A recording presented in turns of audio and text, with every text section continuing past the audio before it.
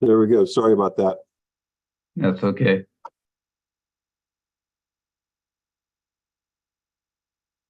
Just let me know when we're You are. online. You're good to go. Oh, we're good to go. Okay. Yep. Thanks, Chris. Welcome, everybody. It's January 31, 2023. We're here for the meeting of the Finance Committee. It's a little bit past 1 p.m.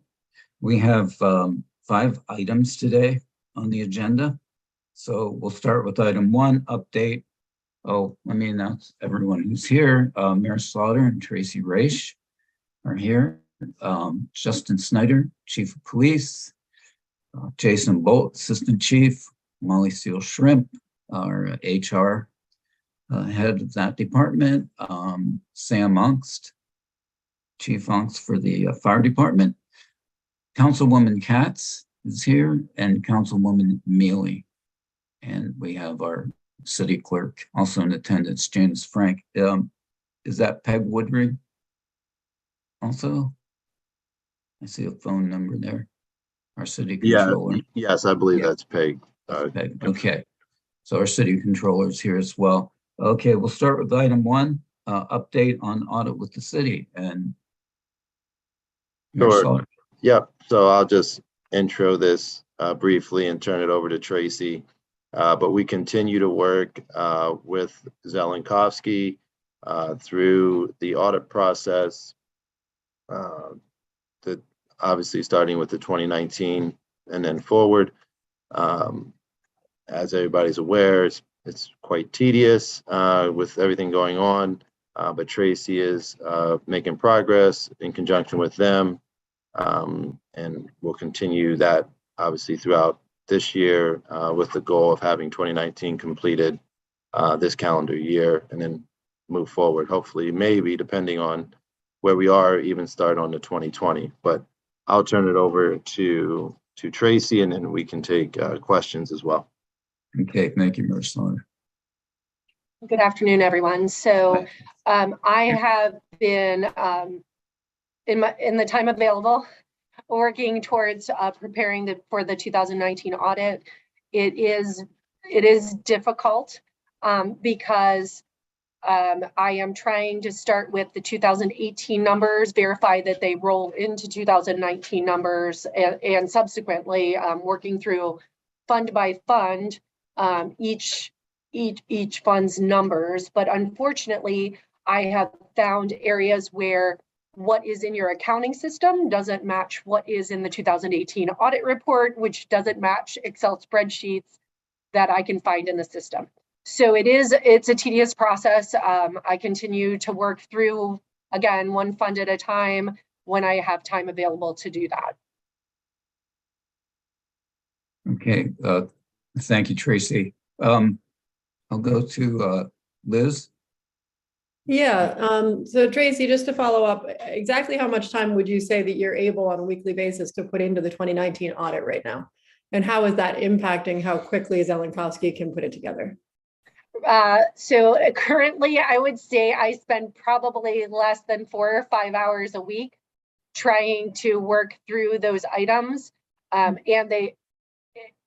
it feels like every time I hit an issue, I have to do a ton of research to try to figure out where the transactions are and what the transactions are. So it is slow going. Okay. And so they would be progressing more quickly on the elements of the audit that they are responsible for if we could provide them with material more quickly. It's not as though it's not as though their process is also a slow slog. We need to get them the information, correct? Correct. They are waiting for me to provide them reconciled and accurate numbers, because that is our responsibility in an audit. Right. So effectively, if this audit takes us a year, it would be because we don't have enough manpower to devote to getting it done more quickly. That is correct. That's accurate. Okay. Sorry, guys. I've got help over here. Thought somebody was offering to help us out there. I know. Yeah, if she could just hear a little better, she could resolve this issue for us. If you want to go hear frozen, you got to go listen in there. Okay. But anyway, I guess what I'm trying to sort out is, Derek and Tracy, to what extent is it true that we will eventually start getting in trouble for not having city audits completed? And I'm assuming, Tracy, that it will become easier as we get into 2020 and 2021.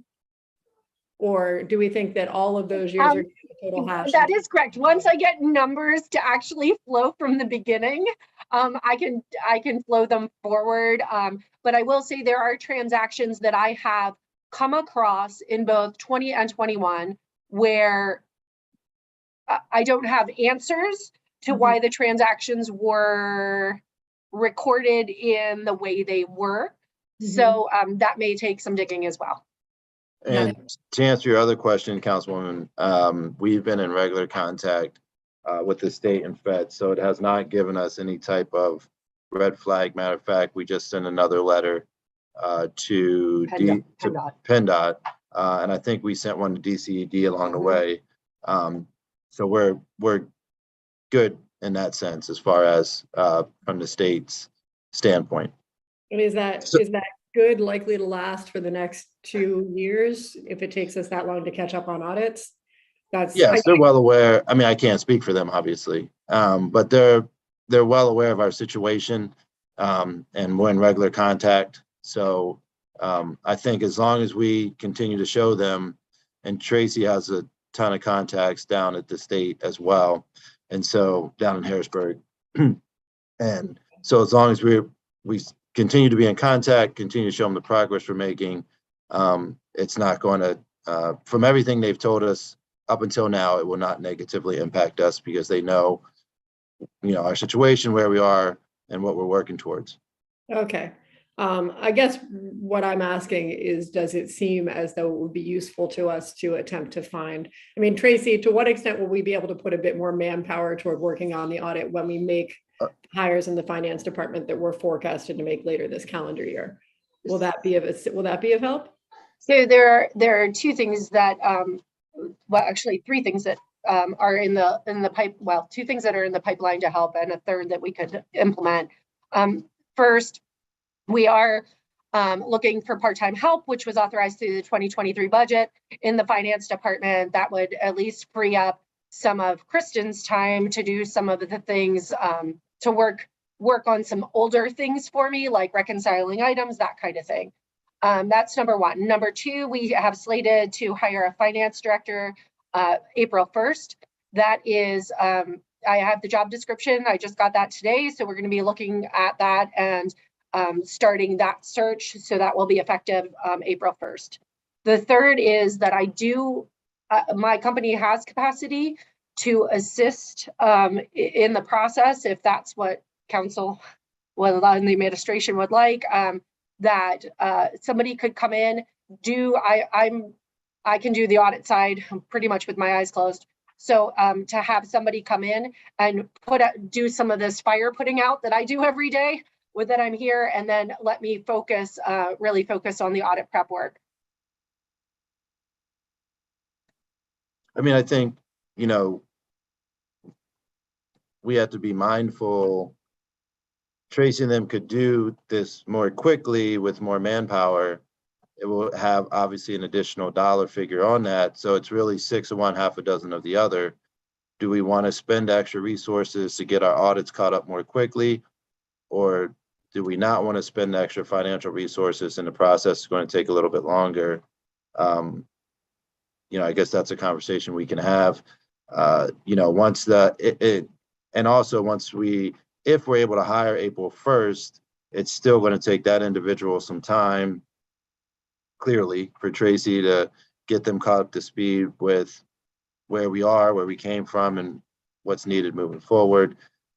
So, probably, if we're talking short term, having Tracy focus on audit stuff and bringing another one from her company in to handle the other items. But again, there's a cost to that. Me and Randy, please chime in on this. I mean, my assumption is, Derek, that there's likely to be a cost to it one way or the other. Right. Okay. The question is really whether we're spreading that cost out over the next three calendar years, or whether we're holding the majority of it this year.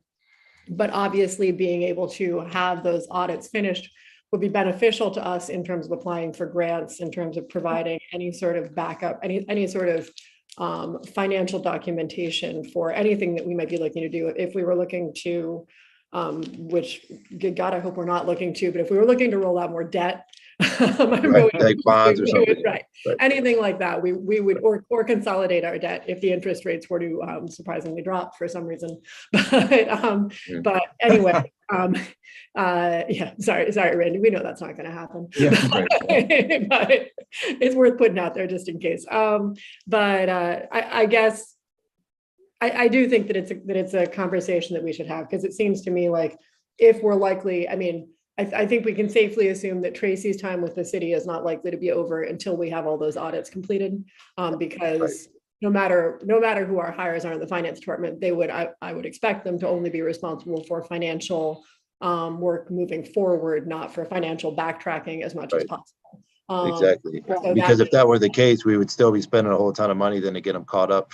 Where Right. Tracy's already spent that time, so there's no need for us to go backwards on that. Right, exactly. So if that's the case, and if Tracy is likely to be the one responsible for putting together all these auditing materials, then it seems to me that perhaps we should look at whether or not we can find the financial flexibility to make more of it happen this calendar year. But I do think that's a discussion we would need to have with the rest of council. But I think that we should prioritize getting these done, because it's going to make things a lot easier for a lot of other departments in the city that are currently having a hard time providing basic financial documentation for agreements and stuff. So that's my opinion. Randy, I don't know how you feel about it. That is exactly what I was thinking about. I was writing down some notes here as you were talking. Yeah, if there's some, I think we need to put some discussion and thought into implications with departments and begin to talk to them and, quantify some of the things that we may need or be able to foresee things in the future that might arise that would really cause us to want to speed the process up. I think there's got to be a balance in there somewhere where we don't go overboard spending money on doing it, but also where we can ramp it up a little bit. I guess the other thing that has me concerned was Tracy's reference to the 2018 budget, and those numbers not coalescing with the other ones. I guess I begin to get that scary feeling you get when you pull on a thread on a sleeve or something, and something else unravels that you weren't counting on. Yeah, I just wonder, is there a point where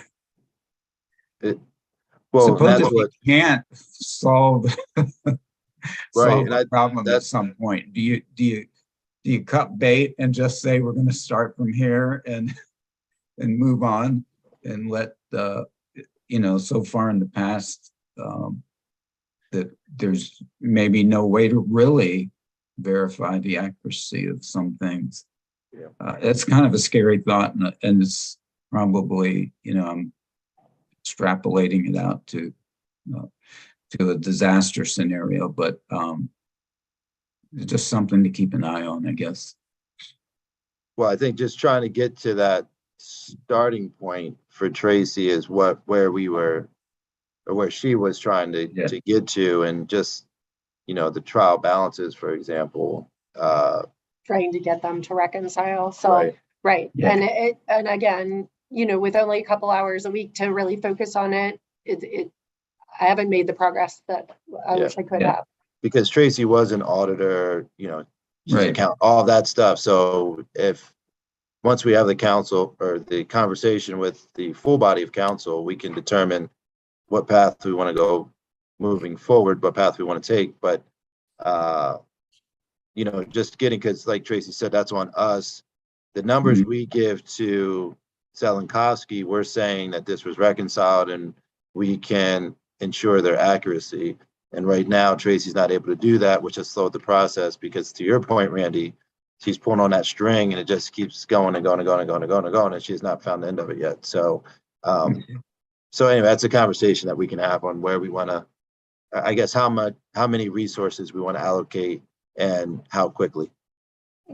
I'd just like to add to your point, Councilwoman Mealy, that we were asked during the process of taking out the leases on one of the larger vehicles that we just purchased for those financial statements, and we're unable to give them to them. It was also a factor in your TRAN and the interest rate that you got on your TRAN for the current year. So there are effects, indirect effects at this point, but because we have been able to stave off the state with our progress, but there are still effects on you. So what you're saying, Tracy, is that financially speaking, there is already a little bit of damage being done just because we're not receiving some of the same terms that we would be receiving if we had.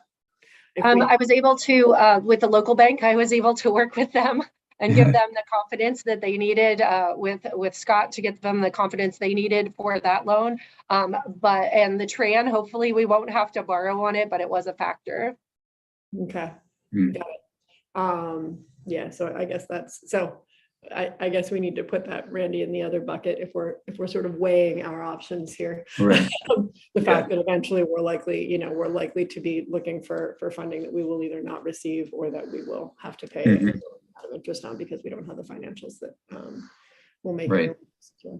So anyway, we don't need, I don't think, to beat it to death in finance, but I think this is something that Randy and I can take to the larger body of council, and then maybe we can all have a discussion about it just to try to iron out wanting more money now than we would have spent in the long run.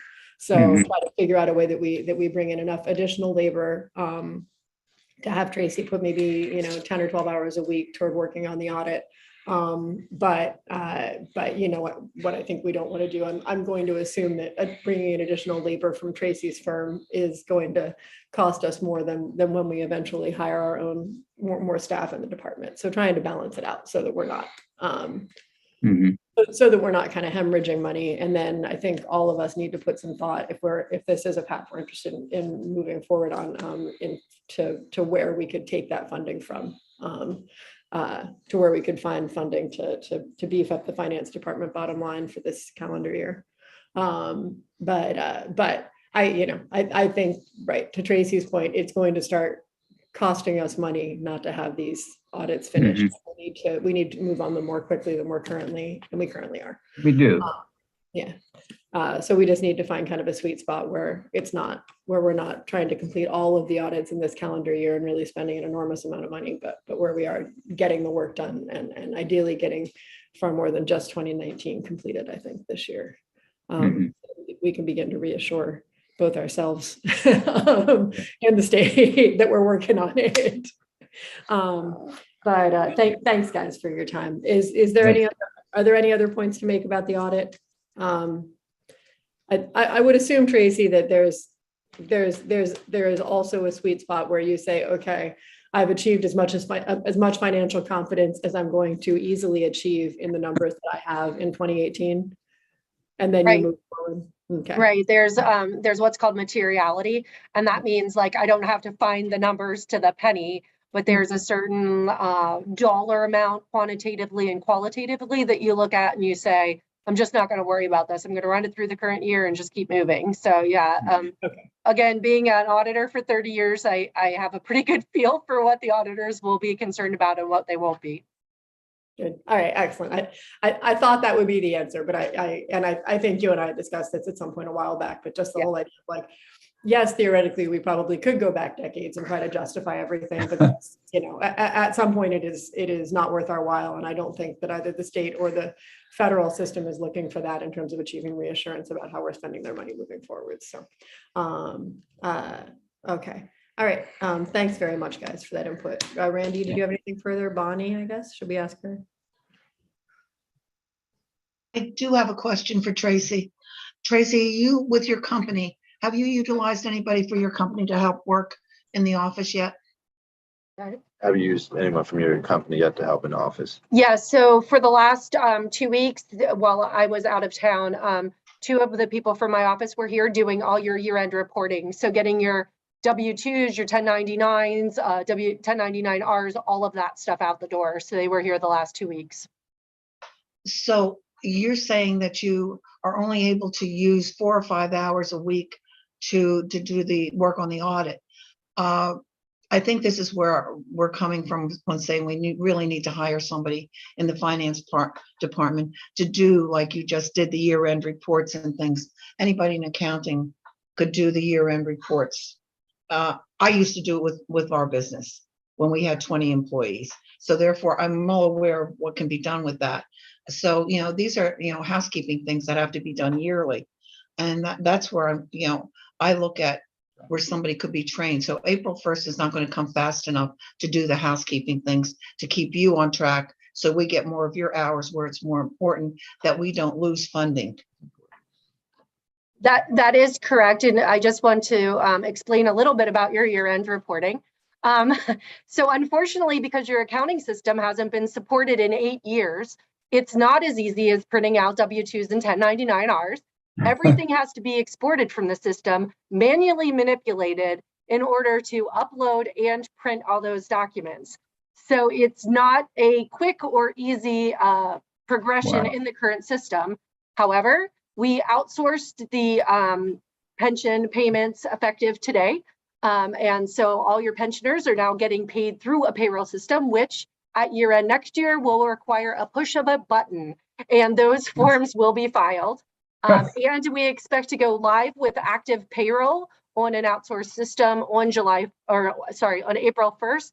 And again, at that time, at the end of the year, it will take the push of a button, but unfortunately was not that for your prior year end. Yeah, I can attest that doing it that you were doing, that's what I had to do because we didn't have the software. Let me ask you this question also. Were you also doing RVTs? Only was that for completely separated? Was that completely separated at this point? So the RVT employees would have gotten like W-2s just through their June 30 wages with us. So the answer is yes and no. So we did have W-2s for them, but they were only for the period that they were active city employees. Same with any 1099s related to them. It would have only been the activity through June 30th. Okay. Pension. We're doing pensions strictly with the city at this point, or again, is that divided with some of what's still with RVT? So you mean the payments to retirees? Is that what you're referring to? Right. Mm-hmm. Yes. I'm sorry, I didn't clarify that. No, that's fine. So anyone that was retired through the city system is being paid through the city system that is now outsourced. But anybody that retired subsequent to July 1st, like there's this kind of hybrid model depending on what plan they chose when they switched to RVT. So, that's a pretty complicated answer. Mayor, I think this is a question we're really going to have to delve into because I think there are people that are retired at this point and receiving a pension are a little concerned of where the money's going to be coming from. I think that's a question for down the line because from what I'm hearing and being involved a little bit at least, the pensions were involved with RVT and the city before, not now, before. Because the RVT was part of the city. Now we're separated and we're just responsible for city employees. We're going to have to, I don't know how many people are receiving checks through the pension at this point through just the city. I don't know how many are there. So if they were RVT employees that retired prior to June 30th, they funded the city plan and are getting paid out of the city plan and will continue to be paid out of the city plan. For those employees that transitioned to RVT on July 1st, they were given many options as to what they should do with their pensions. And so based on those choices, they will get paid out of one plan or the other or both. But RVT said they would make all of those people whole in the end when they retire. including city employees, If they went to RVT, if they went to RV. So city, that's what I'm trying to clarify in my mind here. I'm sorry I'm taking up so much time, guys. Because people have questioned me about the pension. I really didn't have answers for it. So people that have the city pension, they did have the option to go with RVT, or is that what you're saying? if they were active as of July 1st, active employees, they were given multiple options as to what to do with their pension. So it just depends what choice they made. If Okay. they were retired as of June 30th, they are getting paid out of the city's plan because that's how it was funded. Okay, Is it- now we have the city fund, and are we going to have enough money down the line to cover the pensions So yes, for the they city, were for the funded. city? They were funded during the period that RVT was were employees as part of the regular plan, and they have been included in all of the calculations for the plans until the date of transition. Yeah. So to Okay, answer your question, yes, the money's there to pay them. Yes. okay. And that's where the people were starting to get worried a little bit. There was Okay. not, if you're asking if there was a separate plan funded just for RVT, there was not. It was part of the entire city plan. Okay, okay. Thank you very much for answering the questions. Certainly. Okay, good discussion. Thank you, Mayor Slaughter and Tracy. Yep. Thank you. We'll move right along here to item 2, ordinance amending Article 151.10B of the codified ordinances. And Molly Seal Shrimp. Welcome, Molly. Good afternoon. I apologize. I had clarified with Janice that was coming off of the agenda, and I'm sorry that didn't make it to you. Okay. That was something. Yes, Randy, that was taken off Friday. Maybe you have the old one. I thought I sent both. I'm just going by what was in my Dropbox. So Okay, That's- that one was taken off Friday, her item. okay. That's It's also okay. off the agenda, too, the main agenda. So it's an even shorter meeting than I originally asked you to chair. Yeah. It That's funny. is. All right then. Good. Okay, that's fine. Good. Let's move to item 3. Resolution authorizing the upfit of 2 police vehicles. And Chief Snyder, welcome. Chief Good Cole. afternoon. Yeah, good afternoon, Councilman Allison, members of Yeah. council. I'm going to be taking this one today. Okay, great. So what we have here is a resolution authorizing the upfit of 2 police vehicles. This is an approval for the resolution from 2 previously purchased 2022 Dodge Durango PPV vehicles to have them upfit by 10-8 Emergency Vehicle Services, which is located in 501B East Main Street, New Holland, PA. The cost for the upfit for each vehicle is $14,532.88, with a total cost of $29,065.76. And this amount is to be allocated from the American Rescue Plans. This upfit is in lieu of a upfit authorized previously in Resolution 9579, which was directed towards a different vendor. It's in the best interest of the city of Williamsport to have this upfit performed by 10-8 emergency vehicles. And I'm here to entertain any questions you may have. Okay, just so I'm clear on this, the original upfit was going to cost 70. I'm going to round it off, 74,000, and this one's going to be 29,000. In actuality, this is just the service for the upfitter that adds the equipment to the previously purchased vehicles. So the previous resolution was for the purchase of those 2 vehicles, which each vehicle cost $41,175. And then the upfit, which was done by the other vendor, was about $12,500. And then in total, with all the other equipment, came out to be about $78,075 per vehicle. So this is just for the services to install things like lights, to install the radio system and all the components that are needed for the officers to do their jobs out in the street. Okay, so they're two separate upfits. Well, the previous upfit, there's only one upfit. The previous upfitter we used for the 4 vehicles we bought last year. Mhm. As we started to use those vehicles, we were running into several electrical and other component issues. Okay, all right. So moving forward, we researched and worked with this company, and this company appears to be a better solution as we start upfitting new vehicles. Okay, I see. So we're referencing an upfit that was done previously as opposed to the one we have now. Okay. Right. When we purchased these vehicles back in, I believe it was in front of you in October, late Yeah. October. We had identified the vendor that we normally use. And since then, we've been able to locate and utilize this other vendor, or at least want to utilize this other vendor. So Mhm. that's why we're asking and requesting for the change. Okay, great. Thank you.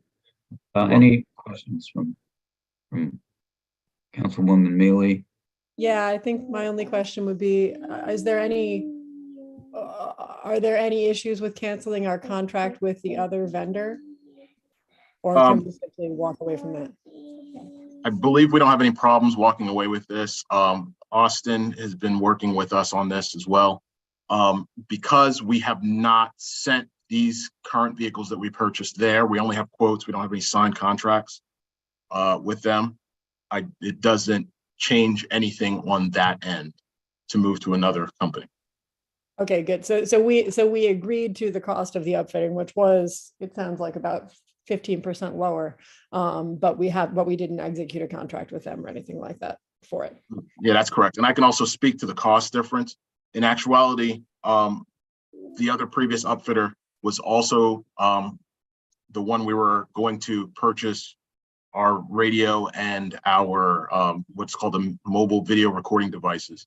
And in the quotes for those, it has the installation price. So that's not shown in the upfit price in there, but it is covered because it was part of the purchase price. As we move to the new one, that's going to be adjusted as well.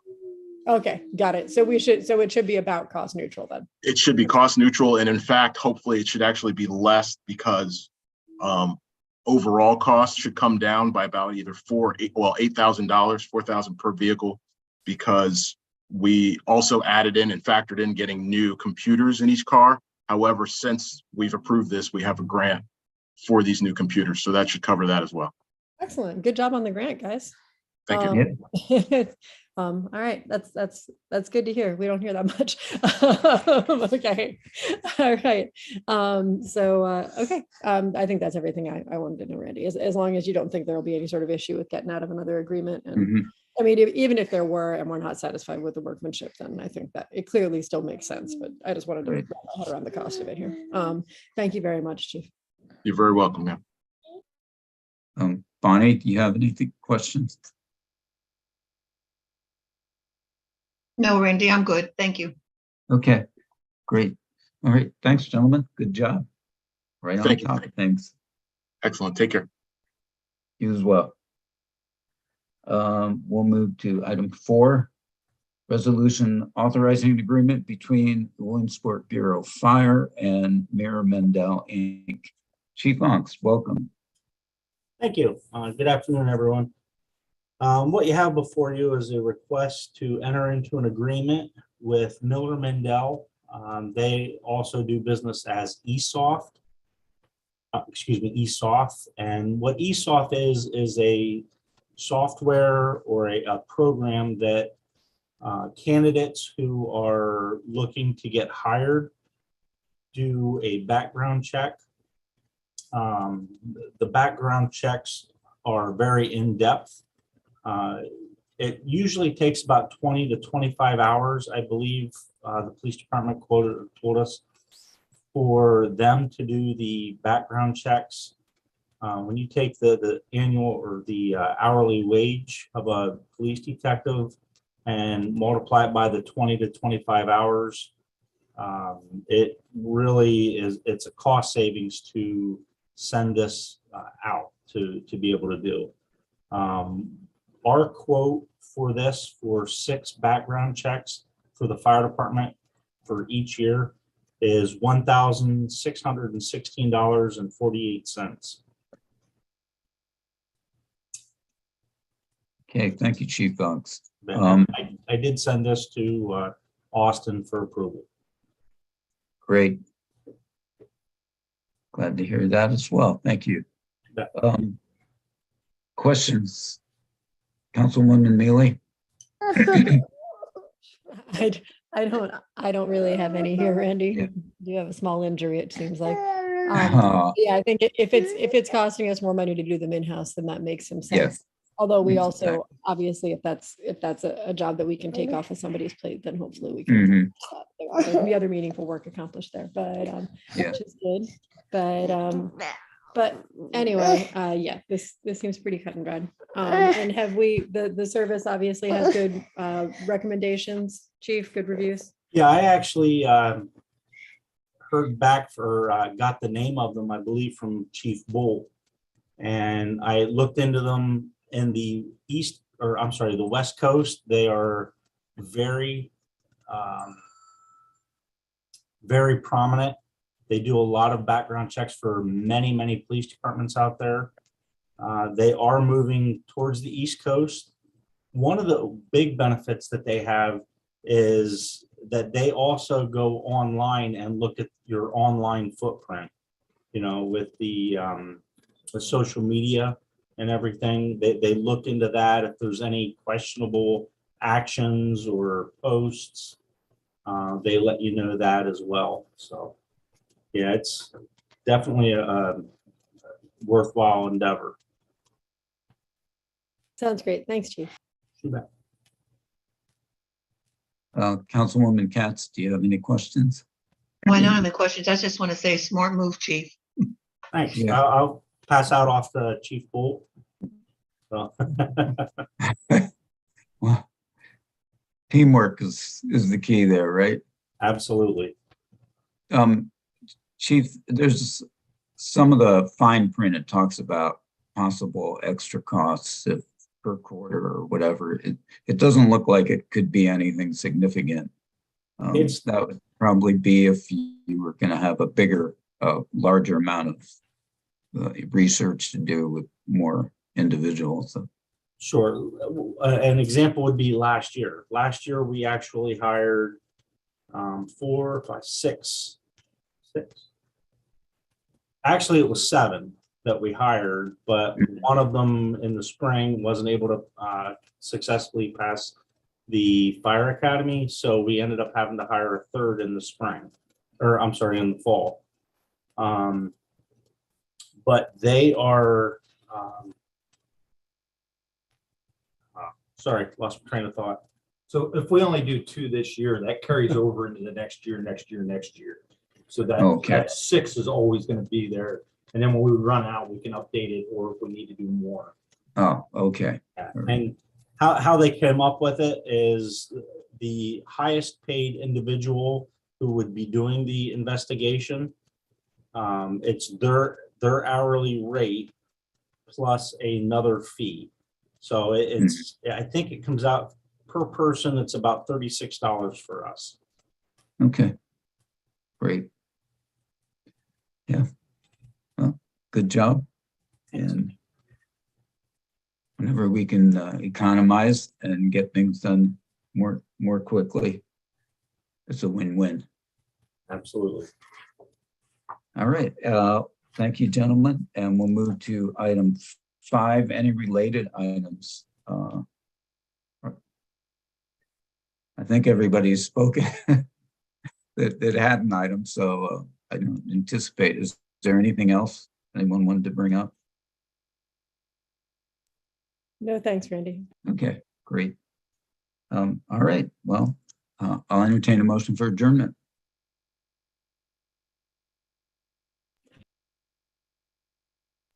Sorry, Randy, I guess that's mine.